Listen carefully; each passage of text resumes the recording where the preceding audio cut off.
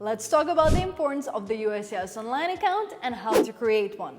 In this video, we will discuss how to get all the USCIS updates and notices before they arrive by snail mail, how to reschedule your biometrics appointment to get your work permit faster, how to respond to requests for evidence online, and how to properly change your address in case you move. Let's get to the first thing you need to know. You do not need to create your online account now unless you're filing for I-130 online. As a reminder, when it comes to the marriage adjustment of status, you're submitting the entire case on paper, meaning forms I-485, I-864, medical exam, work and travel permits can only be done on paper. Only one form, I-130, can be done online. Even form I-130A, which is a supplement to I-130, would have to fill out on paper and then scanned to be uploaded online. We still believe that filing everything on paper is best since it creates consistency, although we recently had a member whose case got rejected because the USCIS lost their check for one form, and that was form I-130. Either way, we have a detailed video discussing both approaches and you can watch it here. If you choose to file everything on paper, you do not need to create an account at all for now. You will be able to create one after the USCIS accepts your application. Normally, they send you a code 3 to 4 weeks after submission, and using this code links your entire case to that account. From there, you can see all the updates, all the notices as soon as they appear inside your account, which is generally weeks before you receive it in the mail. And the instructions you receive from the USCIS will guide you on how to create an account when it's time. So why is it so important to have a USCIS online account? First, it's important to know that both of you need this account. Both of you will receive separate instructions. I'm mentioning this because a couple from our marriage immigration method had a very stressful situation where they received an erroneous notice of intent to deny, but it didn't appear in immigrants' account, only in US citizens, and because they were regularly checking it, it allowed them to address it right away and get a very quick approval. If you already have a verified USCIS online account, provide that account number on all your forms, since you will be able to see all the marriage green card updates as soon as your case gets accepted. In the past, the USCIS was really bad at linking all the accounts, but now it works pretty much all the time. Another reason why it's so important to create that account is because you can reschedule your biometrics appointment, which will allow you to get your work permit significantly faster. We use this trick inside our program where our members would reach out to the USCIS and ask for an online code to be sent to them significantly sooner. Again, normally weeks before they receive it in the mail. From there, they create their account and they see that their biometrics appointment was already scheduled, but normally it's again weeks out. That's where they reschedule their appointment for the next day. So how does it impact the work permit approval, you might ask?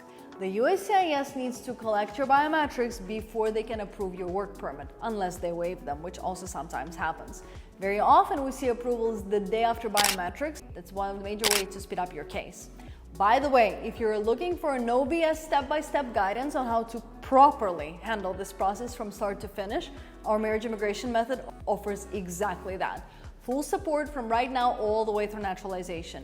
If you feel empowered to handle your own case and do it right and on the first try, we look forward to speaking with you soon. You can find the link to our calendar in the comments below. Okay, moving on. Aside from seeing all your notices inside that account, which is huge, you can also respond to any additional requests for evidence or noids there. You can submit your response inside your account and the USCIS will instantly have access to your submission. I will mention here that we've seen numerous instances where the RFE response was submitted online and so many months later these applicants received denial notices stating that the RFE response was never received by the USCIS. This creates a separate set of issues, so mailing your response with the tracking number might be a good idea as well. I will also mention this. We're seeing that the USCIS is trying to move away from paper processing. During the release of the most recent program called Keeping Families Together, the USCIS announced that the process can only be done online with no mailed notices, everything inside the USCIS online account. Moreover, you want to familiarize yourself with their online system now because you will keep using that account throughout your entire immigration process. For example, when it comes to naturalization, you will file that application online since online filing is available for that form. There are only so many forms you can file online, but N400 is one of them. Filing online makes it so much faster.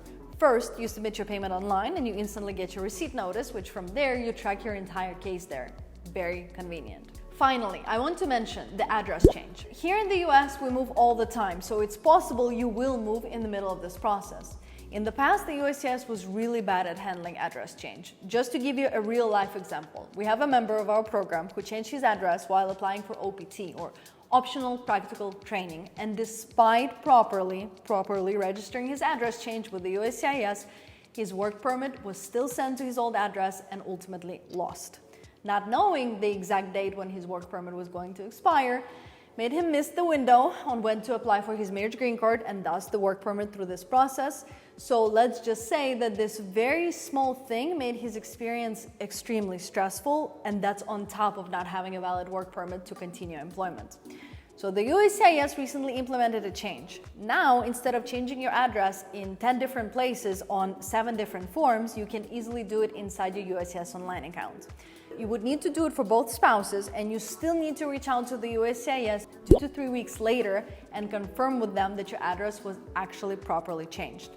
Plus, keep paying attention to all the updates inside your account so you can anticipate a mailed notice coming in. Now, that's it for this video. Give us a like and we will see you next week.